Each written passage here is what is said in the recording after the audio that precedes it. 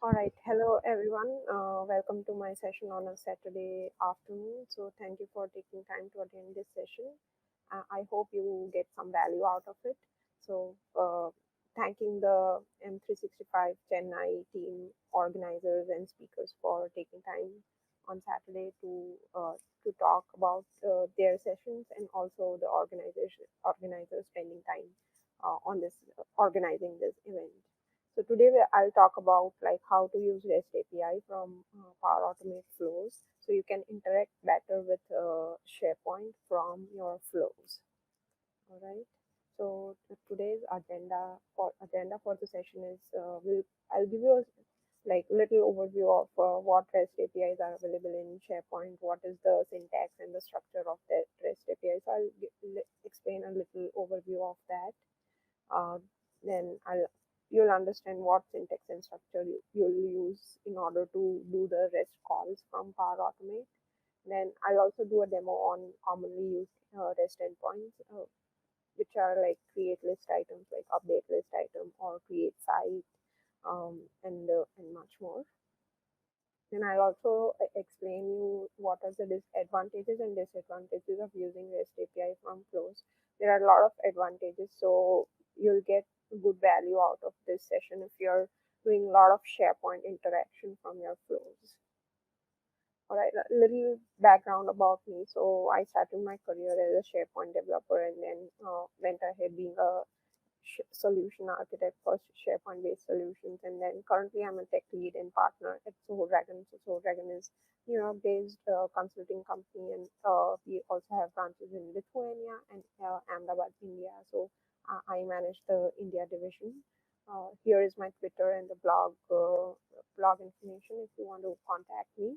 And I'm also a community super user for Microsoft Power Automate community. So if you have any questions related to Power Automate, or if you're stuck anywhere in creating your flows, just post a question there and I'm sure you'll get great help there. All right, so a little overview about my session. So what you learn today is how to talk to SharePoint from your flows. So there are multiple ways you can talk. One of the simplest ways, you use out-of-box connectors available in SharePoint. Those out-of-box connectors are like get items. So if you want to get items from SharePoint list or library, you can get files or get folders. So you can use those out of box action. Then you can, if you want to create a new item in SharePoint list, you can use the create item action. If you want to update the data back to the SharePoint list, you can use update item action. If you want to play with the permissioning, like grant access to a user on a file or an item, you can use the grant access to item or folder action. Then Power Automate also has an action called send an HTTP request to the SharePoint. So this is one action which is really powerful. You can do a lot uh, using this action, which cannot be done with other out-of-box actions which are available in Power Automate to talk to SharePoint. So today we will focus on this one action, which is send an HTTP request to SharePoint. So what this action does, it uses REST calls, REST API, in order to talk to SharePoint. So SharePoint has its own REST API structure in a lot of endpoints. So you can talk to various objects of SharePoint like list or library, file, folder, item, site, groups. So there is a lot you can do with REST API if you want to talk to SharePoint. So what is the structure of the API call? So let me explain you a little about that. So first you need to provide a site address. So where your site lives, or where your list lives. So for example, if you want to interact with list, like creating item, updating item, or deleting the item, then you need to provide the site address where your list is located. In same way, if you are dealing with a library, like creating a file or uploading a file or updating file properties, same way you have to provide a site address where your library lives or where your SharePoint groups are if you're interacting with SharePoint groups. Then there are different methods, like get method is used to read a resource. So for example, if you want to just read the data, like get the files, list of files in a folder or get the list of items from the SharePoint list, or get list of users from a SharePoint group. So for all this operation, you will use a get method. But for example, if you want to create an item in a list or upload a file to the library or add the user to the group, in that case, you will use a post method. So post method is used when you want to create or update a resource in SharePoint, especially when you interact with lists and sites and list items and files. There is also a put method, which is not widely used as post, but put method can be used when you want to update data back to SharePoint. And when you want to like delete something from SharePoint, like remove a user from group or delete a file or delete a list item, in that case you need to use the delete method, which based on how SharePoint behaves. For example, if you're deleting a list item, it will go to a recycle bin, or if you're removing user from a group, it would delete the user from the group, but not from the whole site collection. All right. Then comes the part is URI. So you need to build a URI in a specific syntax based on what you want to do to access that SharePoint resource. So for example, if you want to access a site collection or site collection objects, then you have to provide the URL in this fashion is the site collection URL underscore API and site. But if you want to like access specific things inside a site, then you'll use this web keyword here. Okay, so that is about building URI. So let me show you some common endpoints. So these are some example endpoints. So for example, I want to just read a title of a site, then I would use this URI plus this web slash title, and the method would be get. So in that way, I'll retrieve the title of the site. Then if I want to read the list of all the lists which are in my site, then I would just use lists site slash web slash list, and it would give me the whole list of lists which are in my SharePoint site. If I want to get a specific list, then I need to use this method called get by title and provide a list name. Here I can also provide a list GUID. So if you have a list name, you can provide a list name. If you have list GUID, you can provide a list GUID, right? And if you want to get all the items from the list, then that is how you provide the URI syntax is list, get by title, name of the list, and items. So this will give you all the items under that list. For example, you want to get all items, but you just want to get the title column value. You are not concerned with the values of other column.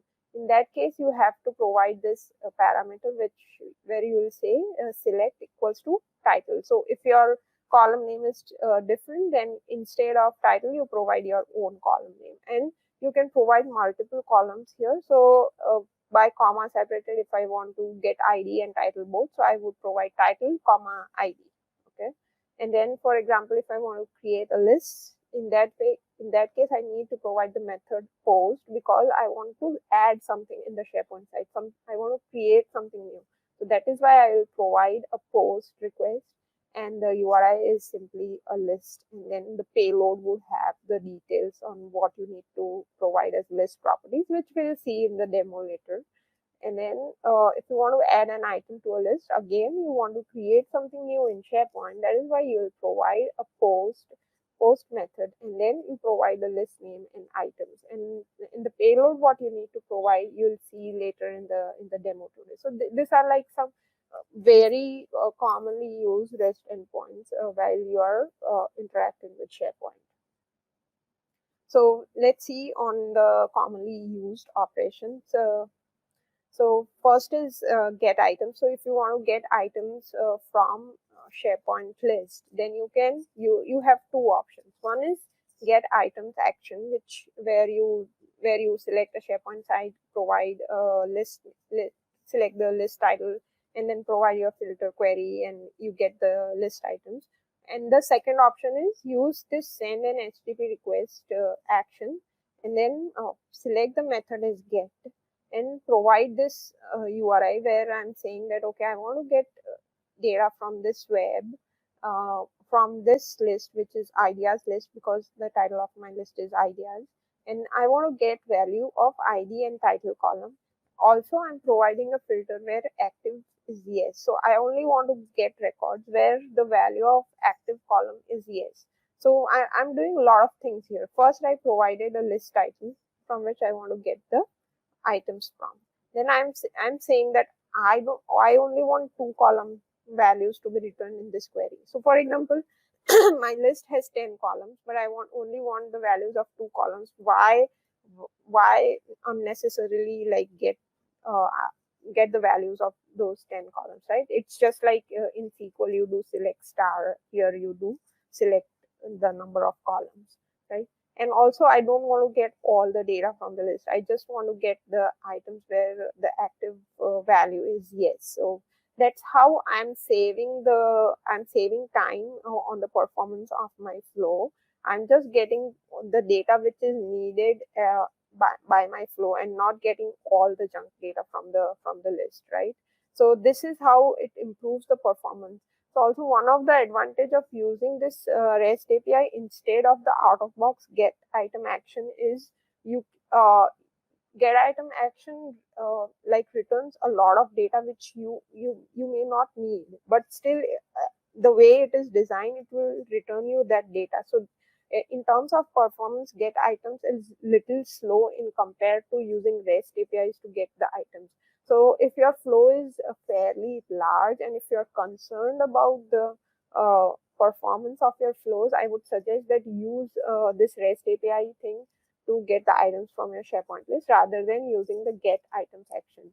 So let's look at a quick demo on how to use get items using REST API quickly in a flow. All right, so I already have a flow created here. Here I'm just manually, just for testing basis, for the demo purpose, I've created this flow. So I'm triggering the flow on a manual button option. Then here I'm first selecting the site address from where my list resides.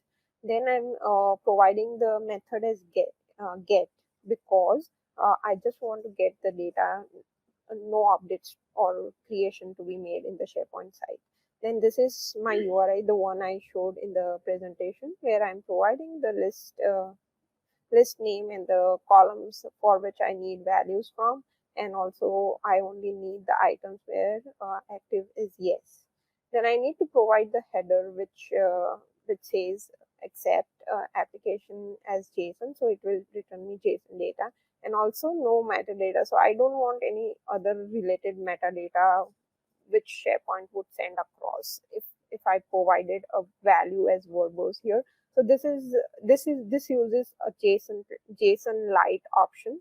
So that is why I have provided no metadata. So this action will behave in same way as the get items, but it will only return me the data that I want, and it is also a lighter version, so performs better than get items action. All right. And then once my flow has got this data, how to access the data? So one of the easiest way on accessing the data that is given by the send HTTP request to SharePoint is using parse JSON, where from dynamic content I need to select the body which is a response from this action, and then you just run the flow once. Let me go back to the flows.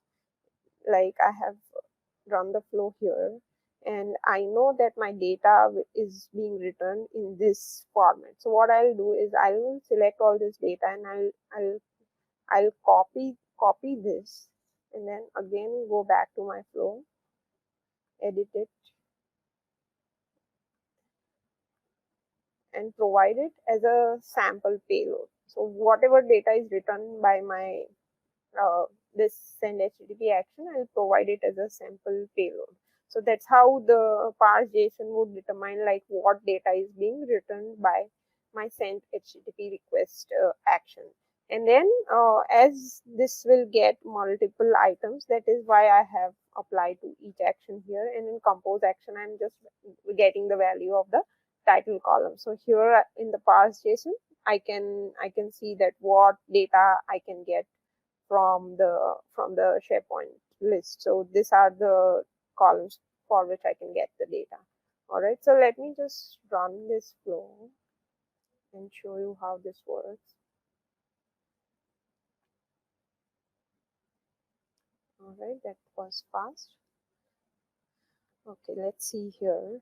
So here it has, this is my site address, the method, and the URI. So you can use dynamic content in URI as well. So if you have list name dynamically in your flow or something like that, so if you can use the dynamic values anywhere in the URI, and this is the result written by SharePoint. So here, this is the first item, which is ID and the title, and this is the second item, which is ID and the title. Let me quickly show you my list. So this is my list. So here I have a lot of columns like title, idea description, like test column, and then modified by active reference link.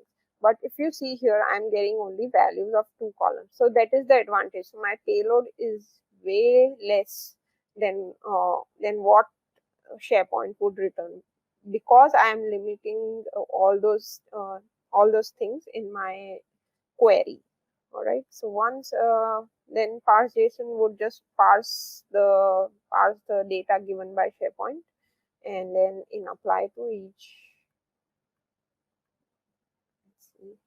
So this is the first item, the title, idea one. If you see here, the idea one, and the next is idea 2. Okay, so that is this, it is so simple to get the data from SharePoint using REST API. The one win you will absolutely get over here is you will win the performance of your flow. So do try this out and see how it goes as per your requirements. Okay, yeah. In at first you might get a little apprehensive, like this is a lot of syntax and you need to learn syntax, but as you go and try it out and try to use it, you'll become familiar with the syntax. And there is also a lot of documentation available on Microsoft Docs on the REST API. So it will also help you to learn the syntax. All right, so let me get back to the presentation. So this is the structure of the get list items. So here is we talked about the URI, where I'm providing the list title, selecting the columns, and then filtering the items to be returned. Here I can provide the list title, or I can provide the GUID. So whatever. So there are two options to provide the list GUID or list title. Use select to select the columns that will be returned in the output. Use filter to filter the data in the output. Okay, and you can apply multiple filters as well. So you can do and or condition to provide multiple filters. And also, like there is another option available as expand. So for example, if you are using lookup columns or user columns, which has a lot more data, like lookup columns would have an ID associated in the value and also the actual value. So for example, I'm country is a lookup column. So what it will do is it will also return me like country name and also the ID of that country from that another list. So in that way, you can use expand so that it returns you like whatever you need. Like if you need ID, you can expand on ID value, and if you expand it on getting the country name column, then you can provide the country name in the expand so that it also returns you the country name in the response. All right, so header you specify as JSON so that you get the JSON data in the response, and you provide no metadata, so it doesn't return you any other like related metadata in the response. All right, so this is the no metadata is the JSON, right? So to reduce the output payload for faster results, so uses JSON. So in order to read the response, you can use the parse JSON as I showed in the demo. All right.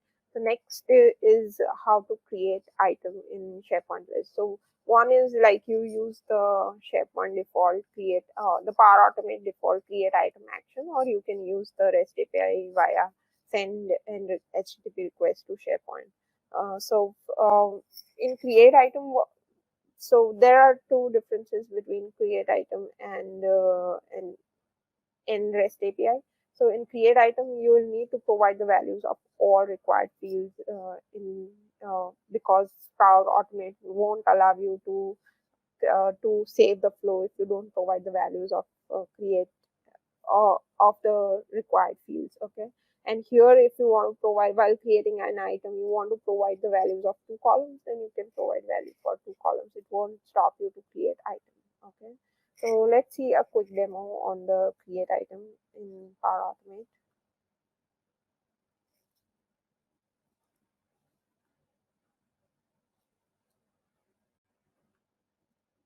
This one.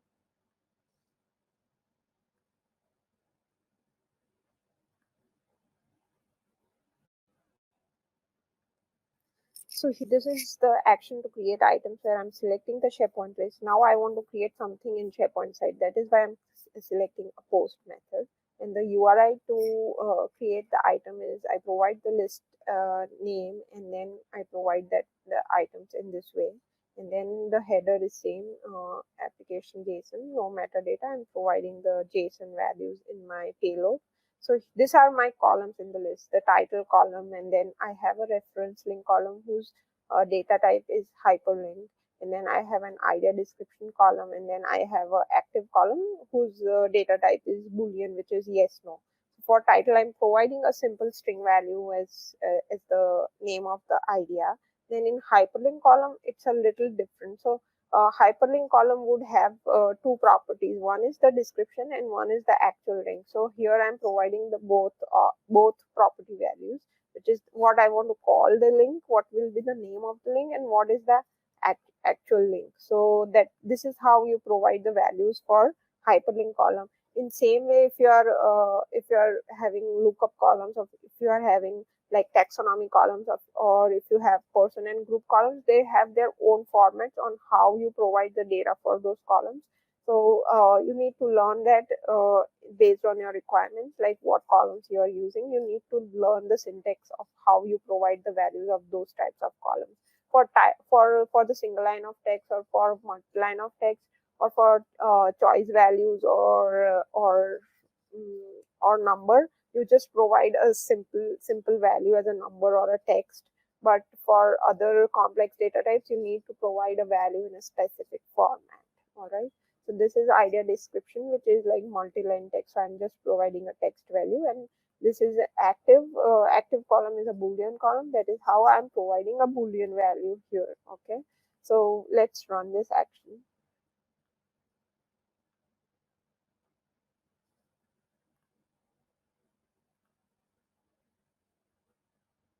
All right. Perfect. So this, let's refresh here.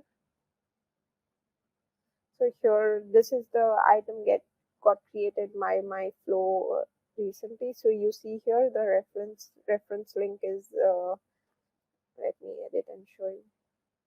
So here, as you see, this is the reference link where the link value is this and the link name is this, and then this is the description title value. All right. Okay. And I'm providing active as no, so I don't want it to be active. I provide it as false, right? And one more thing is it also returns you the response. So for example, in flow, you have a logic where you want to create a list item and then use the ID of that newly created list item. So you can fetch the ID from the response and then use it next in your flow if you have any kind of a logic in the flow. So that is also helpful. You can use the response and to get the ID of the newly created item. All right, let's get back to the presentation. So that was about creating item from in SharePoint list using REST API. So the structure, as we discussed, you provide the site address, then you select the method as post because you want to create something in SharePoint. You provide the URI in this fashion. You can use list name or GUID. Then you provide the header in the same way. and then you provide the payload in this fashion. So as I mentioned again, based on the data type of your column, you need to provide the payload in that syntax. Okay. For example, for hyperlink, you need to provide in this way. For single line and multi-line, you need to provide in this way, and then for the Boolean values, you need to provide in this way. All right. So you can also read response from the parse station. So if you want to fetch the ID of newly created item.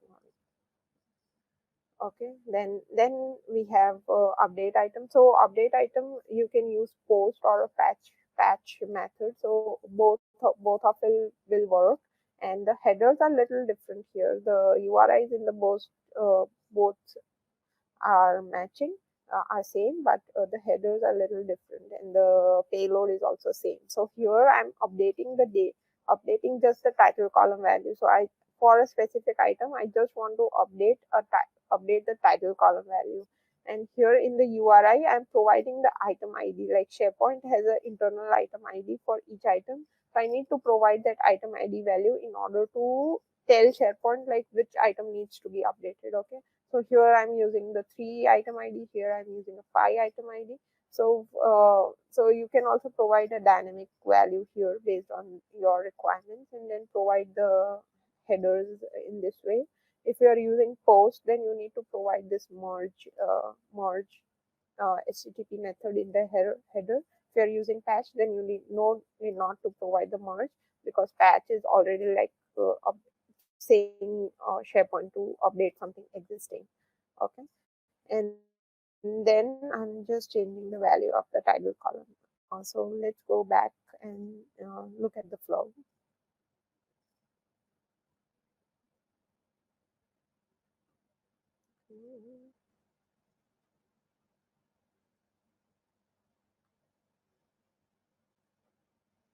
So here I'm showing you 3 methods to update the flow. First, let me show the one that we discussed.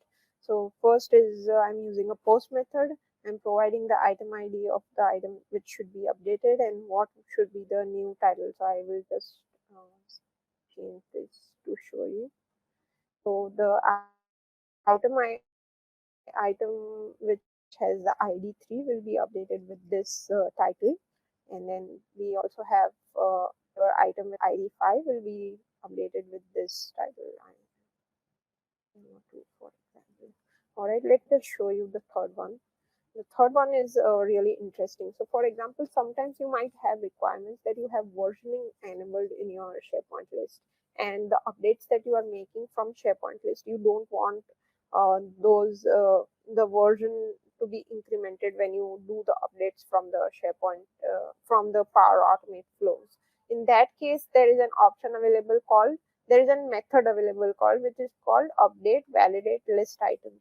So what that will do, in it has a parameter where you can provide whether you want to increment, provide an option where you can say that okay, I want to increment a version with this update, or I don't want to increment the version with this update. Okay, and the beauty of this method is it also allows you to update the values of created by, modified by, created or modified columns. So usually using the uh, update item action, or using this REST API to uh, update the items. Even if you try to update the values of created, modified, or created by or modified by, it won't change. But sometimes you may have like requirements that you don't want to show the connection, which is for example, I'm using a service account in this connection, and I don't want to show a service account name in the created by or modified by field. Then I can like provide a user value in for a value of created by or modified by, and update those columns. So those are actually read-only columns, but this method allows you to update those column values. So this is a special method which allows you to do 3 things. One is, if you don't want to update the increment the version with an update, then you can use this method to update the data back to the SharePoint list. Or if you want to update the values of created by or modified by columns, then you can provide the value of those columns in this method, and then those column values will be updated. Or if you want to update the date timestamp, like created or modified, in some special cases for some specific application requirement, you might require that. So if you want to update created and modified timestamp, then you can provide the values of those columns here. So currently what I'm doing here in this method is I'm updating idea description with some value, and I've provided that I don't want to update the version. So if you don't want to update the version, you provide the value false for this property, and if you want to update a version, you provide the value true for this property. Okay, so this is the third method to update item in the SharePoint test using REST API. So let me go ahead and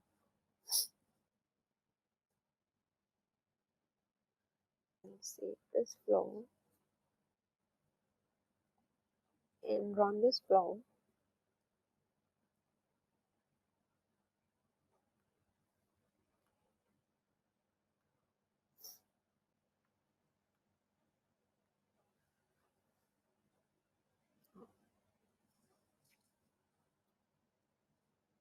Okay, something. Alright, I don't have an item.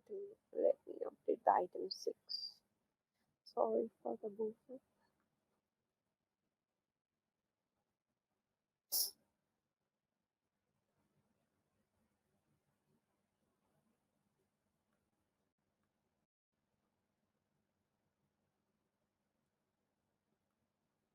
Not with. Okay.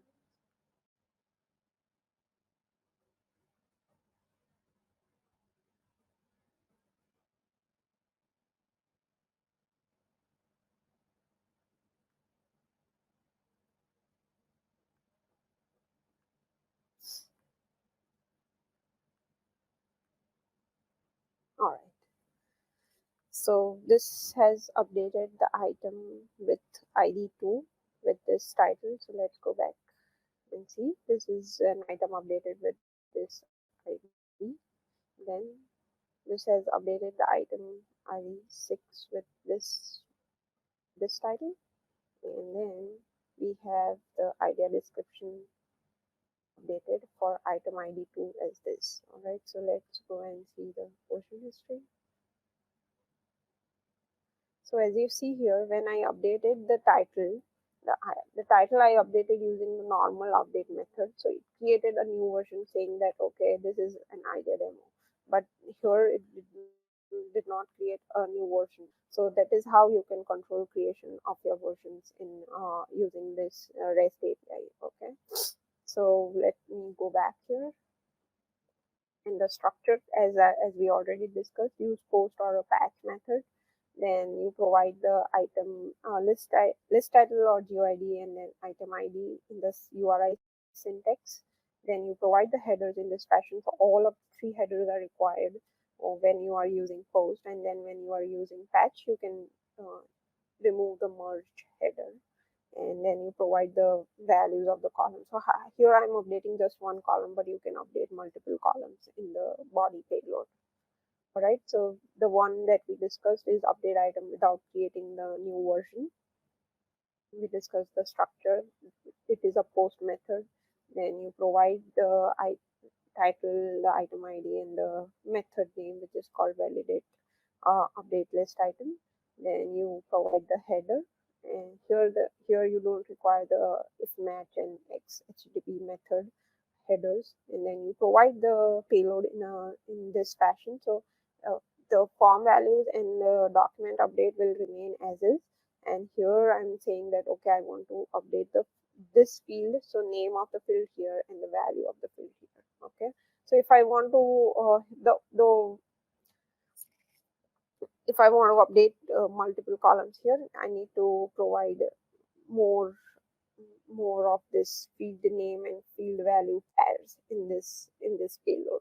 Okay, so this allows you to update the author and editor, which is created by and modified by, or created or modified field value, which normally you can't update, but using this method you can update.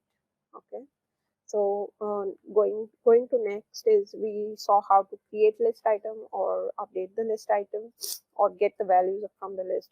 But what if you have a process where your flow needs to create a list? So there is no out of box action available in Power Automate to create the list.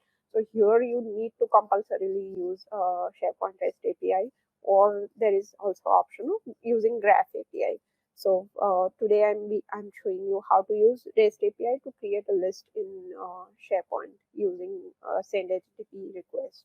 So let me go back to the flows. This is the create list method. So when you create a list, it won't create a columns by default, right? So whatever columns you also need in the list, you need to make a separate REST call for that, and then once you create the columns will not get added to the view automatically. So you need to make a REST call if you want to add those columns to the default view. Okay. So let's see how to create a list. So here I'm selecting the site URL post as I want to create something in SharePoint. Then the URI is simple here. I just need to say that I want to interact with lists here. Okay, and then provide this header. Here I need to provide header as verbose because I'm providing the metadata for creating the list. So these are all the properties. There are also a lot of other properties which you can set while creating the list. So currently I'm setting that okay, I want to allow content types in the list. What is the template of my list? Like I want to create a custom list. So I'm providing the 100 value here. And if I want to create a calendar list or if I want to create a task list, then the value will be different here. Then I'm providing the description and the title of my list. Okay, so this will create a brand new SharePoint list for me, and then I'm creating new columns in that list. So remember, there is no out-of-box action available in Power Automate to do this. So you need to use REST APIs if you come across these scenarios. Okay, or you can use other methods like PNP provisioning, which is like a longer way to do it. But this is something if you want to just create one list with few columns, you can quickly do it with using REST API. So I'm creating a column here in this newly created list. So here I'm providing the site address and the method as the post. And then here I'm providing the name of my newly created list, and I'm saying that I want to interact with fields now. Okay. Here I need to provide the accept and the content type headers, and I need to provide the details of the field that I want to create in the flow. So here I'm saying that the type will be SP field, and the actual type of this like if I want to do a single line of text or multi-line of text depending on that. So there is a number for each field type. So here I'm providing two, which is called the single line of text, and the title of my field is comments, and I don't want it to be a required field. All right. So that is how I'm providing the details of the field. So one drawback here is this payload can't take the values of multiple columns. So if I want to create multiple columns in my list, I need to do separate calls for each field. So I'm creating 3 fields in my list, and I'm doing 3 separate calls here. So that is one sorry, I'm creating 2 fields and I'm doing 2 calls here. So that is one drawback of this approach. But if you are using Graph API, then you can also overcome this limitation. So Graph API allows you to create more columns in one REST call. Okay. So in the another call where I'm creating the second field, I'm creating a choice field, and the field type kind is 6 for that type of field. The title of the field is decision. I don't want it to be required. I don't want to enforce unique values. So whatever properties you want to set for that field, you can set it in this payload, and then what are the choices user will get for this field. So I'm providing 3 choice values for this column. Okay. So like here using this, we have created a new list. We have created 2 new fields in the list, which is comment and the decision columns. But once that is created, the columns will not get added to the default view. So what I mean by default view, so for example, if I'm on this list and this is an all items default view, when I create new columns via REST API, the columns will not get added here in this view. So we need to explicitly go and add those columns in the view. So in order to do that, I'm adding those two newly added columns to the view using this call, where I select the SharePoint site, select the method because I want to change something in the view. All right.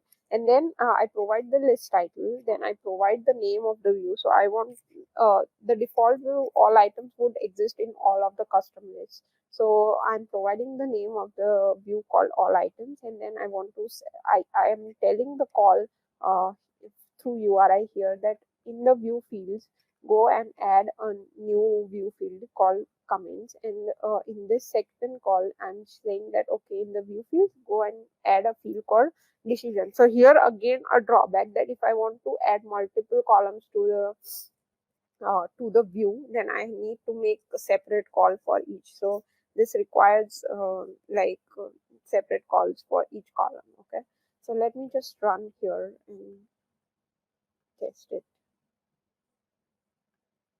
So, all right, come on. Oh, awesome. So this has succeeded. Let's go to our newly created list.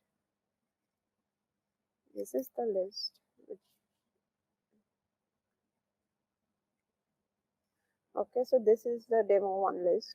Here it has added to created a new list which title column by default, and then it has added two new columns and also added the columns to the view. Okay, so I hope that makes sense, and let me get back to the PowerPoint. So we saw creating new list, we saw creating columns in the list, then we saw adding columns to the default view. Okay, then last one is like create a site. So sometimes you are doing some provisioning solution and then you want to create a site, like site collection. I'm talking about site collection here because subsites are like kind of like going away. So SharePoint is more about site collections now. So you can create new site collection using a REST call in Power Automate. So what you need to do is you need to provide a site address. Select a SharePoint site. Any SharePoint site here would work. Then you need to select the method as post, and then you provide the URI in this fashion, which is API SP site manager, and create, which will tell the SharePoint to create a new site collection. Okay, and then you provide the payload in this fashion as a request, where you provide the site title, you provide what you want the URL to be in this uh, in this new site, and then you select the language, which is English. 1033 is for English. Then you want to enable sharing by email. I did not wanted that, so I provided it as false. Then I provided like classification as low business impact.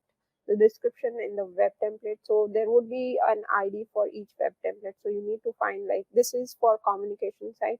So if you want to do for team site, there is also a template ID for team site. You need to provide that here.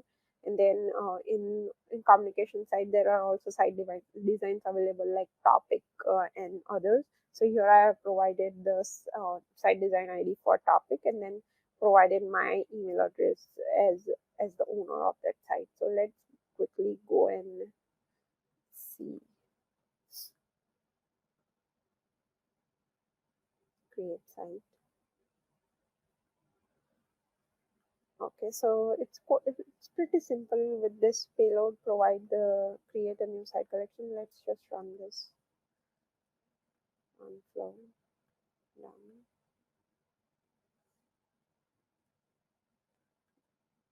Yeah, that created a new site. So this has submitted a request to create new site. It takes a while, like a minute or two, to create the site. So we'll come back in a minute, and let me continue with the presentation till then. Okay. So the structure is the URI header in the body when you create the new site. You need these three things. Okay. So what are the other operations using REST? You can talk to the SharePoint. So one is you can create content types and site columns. There are REST APIs available to create side columns and content types, commonly used one. Then you can create SharePoint groups inside SharePoint site. For example, you are working with a communication site. So communication site is not connected to the Office 365 groups. So it might require use of SharePoint groups. So if you want to add users to the SharePoint group or add new SharePoint groups or get the users from the SharePoint group, then you can use REST API to do any kind of operations related to SharePoint groups from the Power Automate.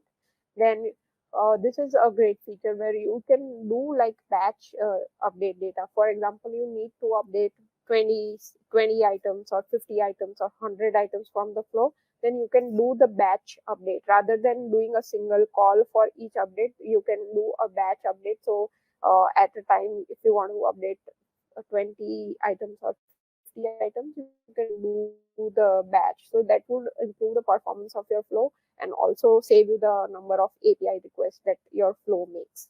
And also, like, to get the items, you can also get items in batches. So for example, if you want to get a lot of items, usually that is not the case, but if you have a specific case, you need to get over 5,000 items in the flow from SharePoint list. Then it will REST API or the get item section will not allow you to get more than 5,000 items in your flow. But using the batch operation using in REST API, you can like get data in chunks, and that is how it will allow you to get more than 5,000 items in flow using REST API. So that is one of the useful feature. Then again, you can do all the file related operations like upload file or update the file or update file properties. Then also you can deal with the permissions, like if you want to break permissions on a file or a folder or an item or a site or a list or a library. If you want to break the permission, set the unique permissions on a specific object, then you can do that. So I have a really detailed blog written on this. I'll share the link by the end of the presentation. Then you can also like copy or move files from one folder to another, one library or one site to another. So there are also APIs available to move the copy or move files.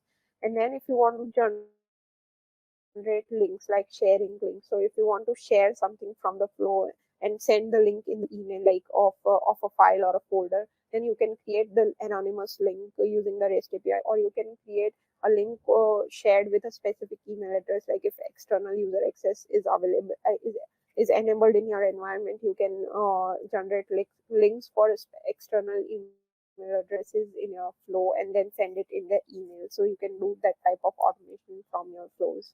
So what are the pros and cons of using REST API in the Power Automate? So let's discuss about the flow. So first and foremost is in the whether you are updating the data to the SharePoint list or creating data in the SharePoint list, there is a difference which is highlighted here. Like in update item requires you to create different views. Like if you want to update only value of two columns, then also in the update item action which is provided by Power Automate, you need to provide values of the all columns, right? So in the REST API option, you don't need to do that. You just provide the values of the columns which are actually to be updated. You don't need to provide the values of other columns. Okay, so that is the first and foremost difference between the two approaches, and that is where REST API is more powerful. And then the advantage of using update item action which is provided by Power Automate is it is easy to use. If you are like new to REST API, you need a little learning curve on the syntax of REST API. And sometimes we've also like experienced that if I'm using update item, I want to update the values of two columns and I'm leaving the values of other column blank. Uh, Update item action is overriding the value to blank in that column. If I don't want to update a column value, I'm not providing the value for that column, but then it is updating the value of those columns as blank. So we've experienced that. So you won't face this kind of issue in REST API because you are only providing the values of the columns which you want to update. Okay, so here is the difference. This is the update item and this is the REST API option. Here my title column is required and I'm not providing the value of the title column. If I don't do and not provide the value of title column, flow will not allow me to save the value of this save the flow.